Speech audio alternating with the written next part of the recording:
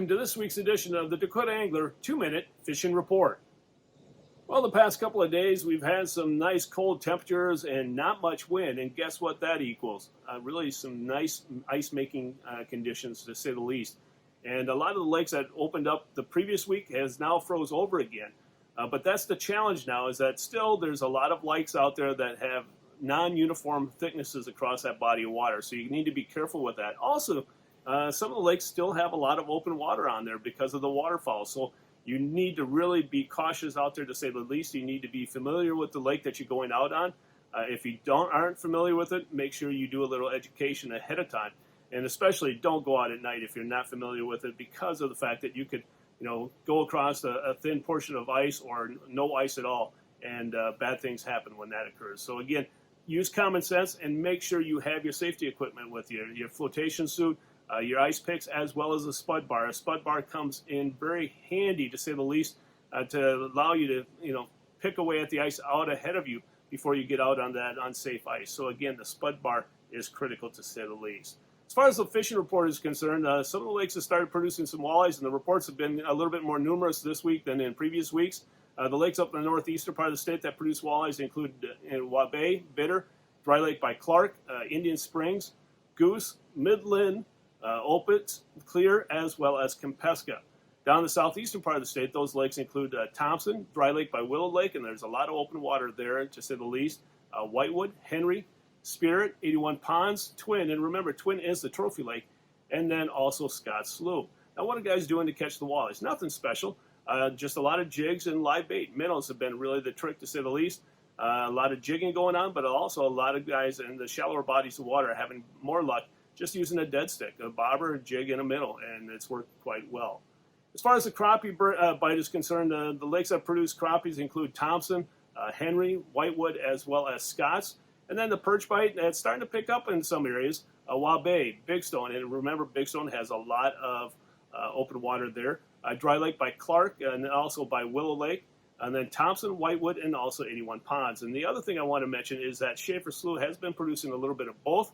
But the thing that you need to remember, it's very shallow, folks, and that the more commotion there is on that body of water, on that ice, the more finicky those bites become. So you need to minimize the amount of noise that you do above the ice to really improve your chances of catching the fish. So really sit still, let the fish come to you, and you'll have some better success out there. As far as what people are doing to catch the panfish right now, tungsten lures, there's plenty of tungsten lures on the market, and then maggots, also waxworms, and then also small minnows.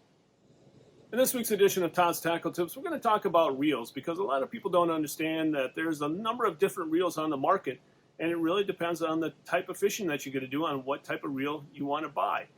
So we're going to talk about a couple of different reels this week. One of the first ones is the spinning reel. They've been around for many, many years, to say the least.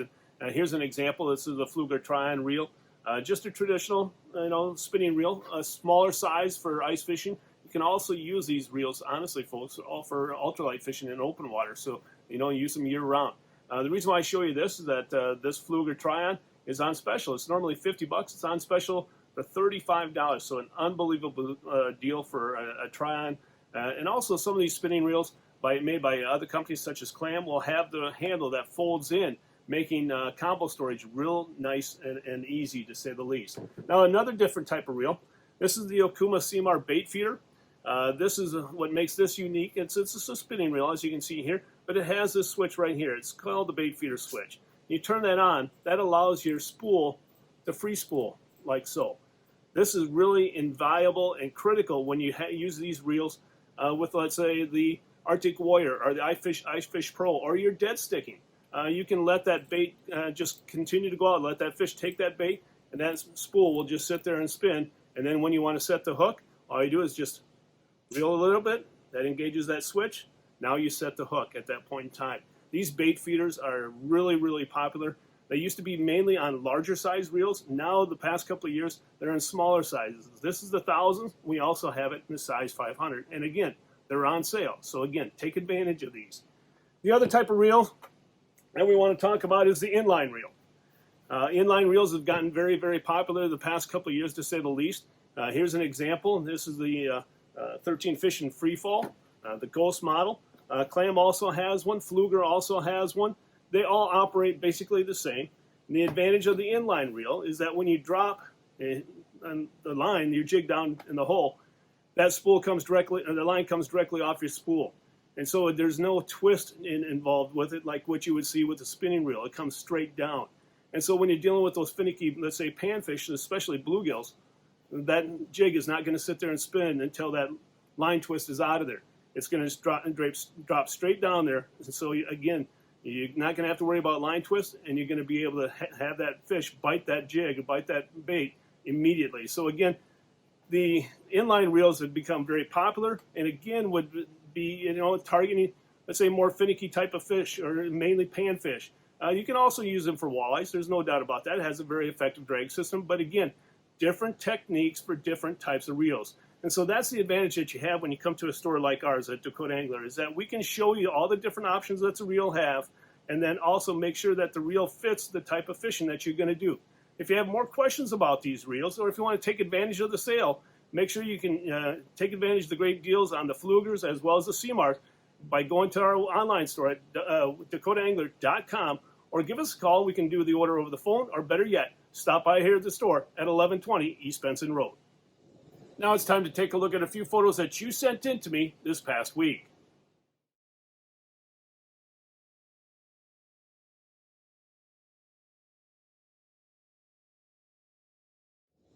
And remember, if you'd like your photo included in next week's version of the 2-Minute Fishing Report, please send it to me. Send it to Todd at dakotaangler.com, or post it to our Facebook wall. And folks, before we end this week's report, I want to remind you that there's a couple of different ways that you can still receive this report, even in the days following when we post the video portion of the report. You can call the store at 605-336-9132, and you'll hear a recording of the latest fishing reports there. Also, you can go to our website at dakotaangler.com, and under fishing resources, you'll see the fishing report listed there as well. And also, as I mentioned, you can call the store and talk to us, and we'll be happy to share any of the latest reports that we have with you.